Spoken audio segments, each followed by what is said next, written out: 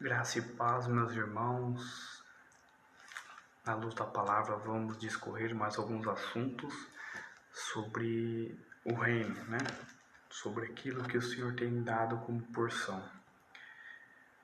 Então, para a gente começar a falar de Tessalônica, né? Tessalonicenses, nós precisamos ver de onde surgiu Tessalonicenses. Então, nós vamos para Atos 17, de 1 a 9, vai discorrer. Vai falar sobre a obra em Tessalônica, Bereia e Atenas. Mas o nosso foco é Tessalonicenses, né? A igreja em Tessalônica. Então, tendo passado por Anfílopes e Apolônia, chegaram a Tessalônica, onde havia uma sinagoga de judeus.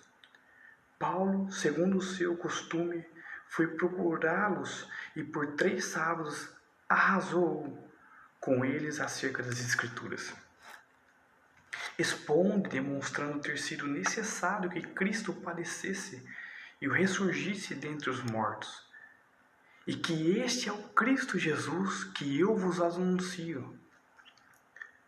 Alguns deles foram persuadidos e unidos a Paulo e Silas, bem como numerosa multidão de gregos piedosos e muitas distintas mulheres. Os judeus, porém, movidos de inveja, trazendo consigo alguns homens maus dentre as malandragens, ajuntando a turba, alvoroçando a cidade e assaltando a casa de Jasson. Procuravam trazê-los para o meio do povo, porém não os encontraram. Arrastaram a Jasson e alguns irmãos perante as autoridades, clamando: este que tem transtornado o mundo, chegaram aqui também, aos quais Jasson hospedou. Todos estes procedem contra os decretos de César, afirmando ser Jesus outro rei. Tanto a multidão como as autoridades ficaram agitados, e ao ouvirem estas palavras, contudo, soltaram a Jasson e aos mais, após terem recebido deles a fiança estipulada. Então, aqui vai falar sobre o começo da igreja em Tessalônica, e aí nós vamos diretamente para a 2 Tessalonicenses, que vai tratar de alguns assuntos importantes. Aqui só foi uma introdução para nós conhecermos de onde surgiu a igreja em Tessalônica, tá? Então, 2 Tessalonicenses foi descrita por volta dos anos 50, 51 do ano do Nosso Senhor, e Paulo aqui, ele quis, em poucos meses, antes de ele escrever, depois que ele escreveu o 1 Tessalonicenses, poucos meses depois ele escreveu o 2 Tessalonicenses para acertar algumas pendências que ficou com a igreja. Então, o propósito dessa carta foi enviar aos Tessalônicos, visando corrigir uma situação que ocorreu lá. Então, Paulo recebeu como um mal entendido, por isso que escreveu essa carta. E aí ele vai falar sobre, ele vai dar saudação, né? A graça e a paz, como de costume de Paulo. E nós vamos partir aqui, ó. Irmãos, cumpre-se nos dar sempre graças a Deus no tocante a vós outros, como é justo, pois a vossa fé cresce sobremaneira, e o vosso mútuo amor de uns para com os outros vai aumentando. Então, sem fé é impossível agradar a Deus, e é também impossível aumentar o nosso amor fraternal, o amor que Deus nos dá por meio da sua fé. No versículo 4, ele vai falar sobre a tal ponto que nós mesmos nos gloriamos de vós nas igrejas de Deus, à vista da nossa constância de fé em todas as perseguições e nas tribulações que suportais. Então, aqui Paulo fala quanto à fé aos Tessalônicos. E ele fala sobre o crescimento, né? O mútuo amor. perante a fé. Sinal evidente do reto juiz de Deus, para que sejais considerados dignos do reino. Tá vendo? Dignos do reino. Quem tem fé, amor e segue as pegadas do Mestre. Mas isso existe muito esforço, meu irmão. Não é fácil. Não é para todos. Porque muitos não querem. O reto juiz, para que sejais considerados dignos do reino de Deus, pelo qual, com efeito, estáis sofrendo. Então, Paulo está sofrendo perseguições. E se de fato é justo para com Deus que ele dê em paga tribulação os anos que vos atribularem.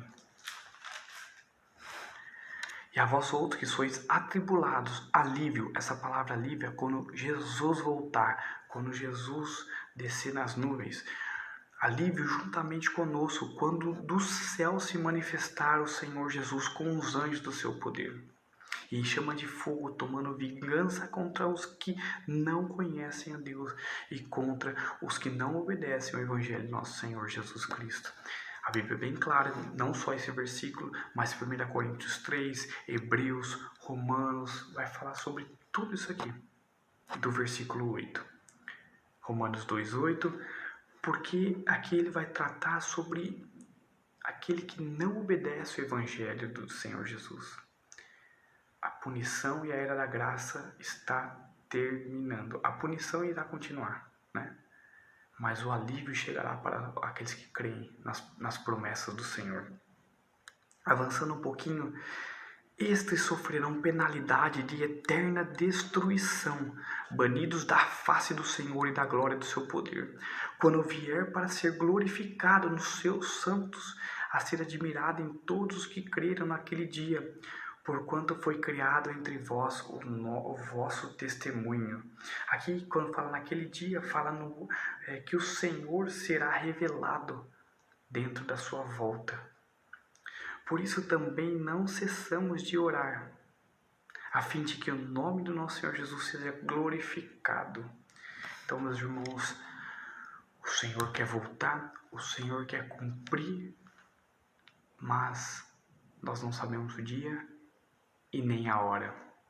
Por isso que nós devemos estar preparados para entender e para discernir com o nosso espírito o que o Senhor quer de nós. Muitos vão morrer sem conhecer o Santo Livro. Muitos vão conhecer sem aceitar Jesus. Se você é uma dessa pessoa hoje, aceite Jesus, confesse com sua boca que Ele é o Senhor e Salvador da sua vida e que Ele ressuscitou dentre os mortos. Porque o maior perigo do ser humano é morrer sem conhecer a Cristo. É jogar sua alma no inferno por uma escolha sua, porque o Senhor morreu por cada um de nós. O Senhor tem nos chamado. Essa crise, essa pandemia, esse vírus não é à toa. É simplesmente para ver o quanto Deus é sobre qualquer coisa dessa terra. O livro de possessão foi tomado, Satanás roubou, mas quando o Senhor ascender, né?